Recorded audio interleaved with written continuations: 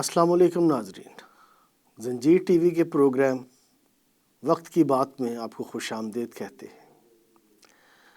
ناظرین، آج ہم ایک ایسے وقت کو یاد کریں گے جو پاکستان کی تاریخ کا المناک ترین وقت ہے۔ ناظرین، یہ المناک وقت ماہ دسمبر میں آیا تھا۔ ماہ دسمبر پاکستان کی تاریخ میں ہمیشہ تلخ یادوں کا مہینہ تصور کیا جائے گا۔ ان تلخ یادوں میں ایک یاد بے نظیر بھٹو کی شہادت کی بھی ہے۔ بے نظیر بھٹو کی شہادت کے بعد ہر برس 27 دسمبر کا دن ان کی برسی کے طور پر منایا جاتا ہے۔ یہ دن پاکستان میں 16 دسمبر 2014 کے بعد اور بھی زیادہ اہم ہو گیا ہے۔ جس طرح دسمبر 2007 میں بے نظیر بھٹو دہشت گردی کا شکار ہوئی تھیں، اسی طرح دسمبر 2014 میں آرمی پبلک اسکول کے معصوم بچے دہشت گردوں کا نشانہ بنائے گئے۔ دسمبر 2007 میں بے نظیر بھٹو کو اس لیے شہید کیا گیا کیونکہ انہوں نے وطن واپسی پر واضح طور پہ یہ اعلان کیا تھا کہ اقتدار میں آنے کے بعد ان کی پہلی ترجیح بے رحمی سے دہشت گردوں کا خاتمہ ہوگی۔ بے نظیر بھٹو کی شہادت کے تناظر میں اگر آرمی پبلک اسکول کے معصوم بچوں کی شہادت کو دیکھا جائے تو دونوں شہادتوں میں گہرا تعلق نظر آتا ہے۔ اس تعلق کی بنا پر یہ کہا جا سکتا ہے کہ اگر بے نظیر بھٹو شہید کو اپنی ترجیحات کے مطابق عمل کرنے کا موقع ملتا تو کوئی دہشت گرد آرمی پبلک اسکول کے معصوم بچوں کی زندگیاں چھیننے کے لیے باقی نہ رہتا۔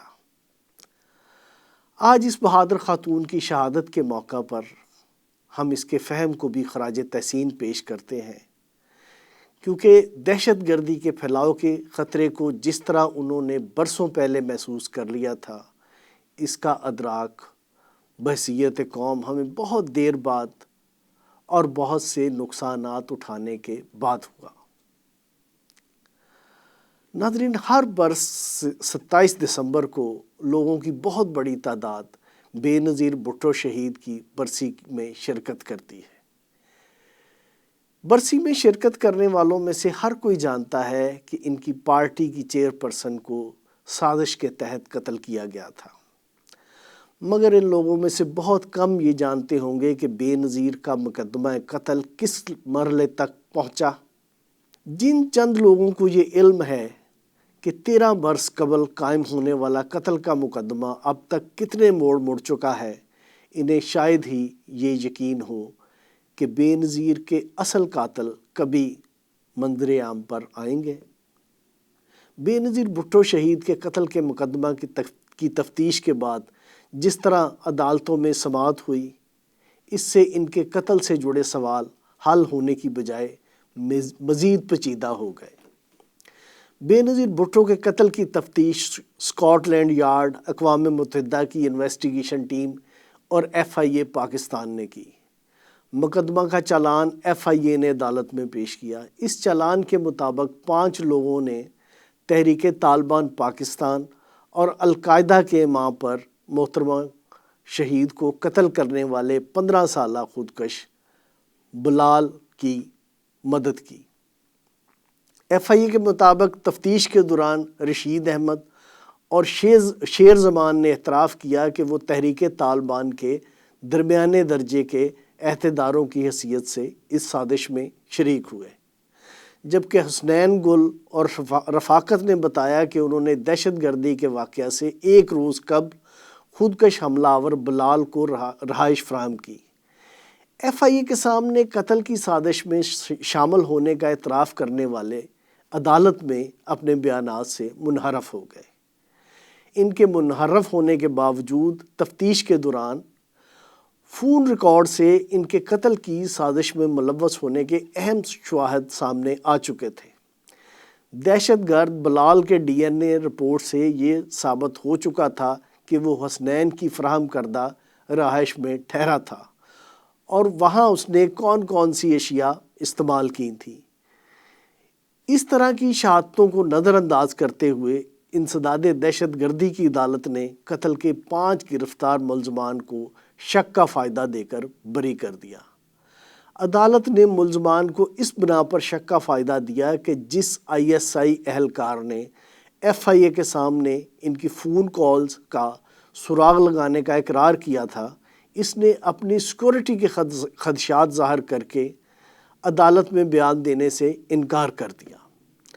عدالت نے پیشہ ورانہ غفلت کا مرتکب قرار دیتے ہوئے 2 سینئر پولیس افسروں سعود عزیز اور خرم شہزاد کو اس الزام کے تحت 17 سال قید کی سزا سنائی۔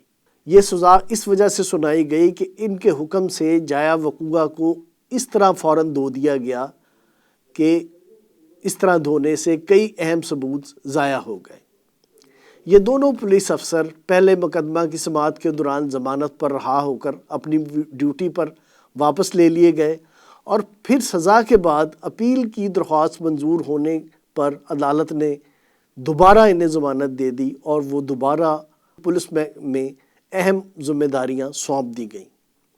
یہ بات حیران کن ہے کہ جس الزام کے ثابت ہونے پر ان 2 پولیس افسروں کو عدالت نے طویل قید کی سزا سنائی، اس الزام کے تحت محکمہ پولیس میں ان کے خلاف کسی تادیبی کارروائی کی کوئی خبر سامنے نہیں آئی۔ گو عدالت نے ان دونوں کو ضمانت پر رہا کر دیا، مگر جس قسم کی غفلت کے وہ مرتکب ہوئے، اس کے بعد انہیں پولیس میں اہم ذمہ داریاں سونپی جانا انتہائی حیران کن ہے۔ بے نظیر بھٹو شہید کے قتل کے مقدمہ میں اس کے علاوہ بھی کئی حیران کن باتیں ہیں۔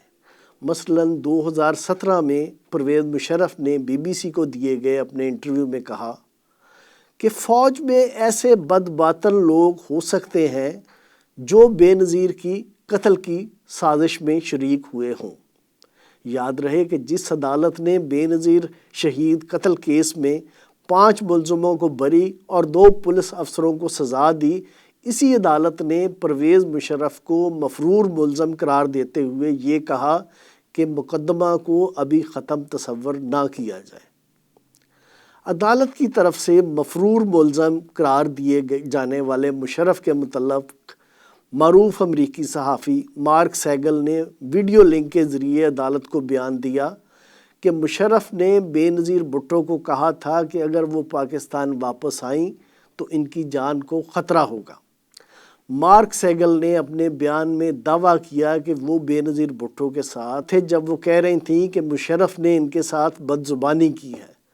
مارک سیگل کے مطابق ان کی بے نظیر کے ساتھ آخری ملاقات واشنگٹن کے ایک ہوٹل میں ہوئی، جہاں انہوں نے کہا کہ مشرف انہیں دھمکیاں دے رہا ہے مگر وہ ہر حال میں پاکستان واپس جائیں گی۔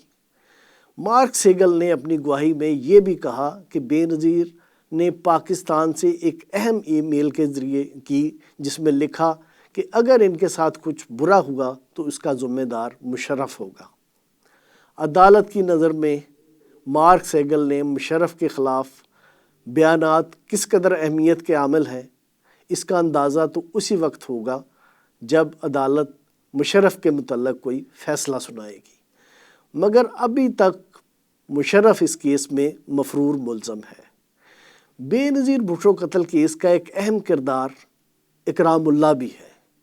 بے نظیر بھٹو کے قتل کی تفتیش کے دوران یہ بات سامنے آئی تھی کہ خودکش دہشت گرد بلال کے ساتھ اکرام اللہ نام کا ایک دوسرا خودکش دہشت گرد بھی موجود تھا، جو وہاں وہ اس لیے تھا کہ اگر بلال ناکام ہو جائے تو پھر وہ خودکش حملہ کرے۔ بلال کا حملہ کیونکہ کامیاب رہا، اسی لیے اکرام اللہ وہاں سے محفوظ فرار ہو گیا۔ پہلے خبریں آئیں کہ اکرام اللہ ڈرون حملے میں مارا گیا، مگر بعد ازاں یہ کہا گیا کہ وہ ابھی تک زندہ ہے اور افغانستان میں موجود ہے۔ کہا جا رہا ہے کہ اگر وہ کبھی زندہ سلامت مل گیا تو ہو سکتا ہے بے نظیر قتل کیس کے کئی مزید پوشیدہ راز نمایاں ہو کر سامنے آ جائیں۔ یاد رہے کہ بے نظیر بھٹو قتل کیس کے پروسیکیوٹر چودھری ذوالفقار کو اس وقت اسلام آباد میں قتل کر دیا گیا تھا جب انہوں نے اپنے دوستوں سے بے نظیر قتل کیس میں کوئی اہم راز ہاتھ میں آنے کی بات کی تھی۔ اس طرح کے واقعات سے بھرپور بے نظیر بھٹو قتل کیس کے متعلق بعض لوگوں کا کہنا ہے کہ جبر کے ماحول میں اس کے اسرار شاید عدالتوں میں تو نہ کھل سکیں، مگر تاریخ کی عدالت میں ایک دن تمام اسرار پس پردہ سازشیں کرنے والے لوگ ضرور نمایاں ہوں گے۔ خدا حافظ۔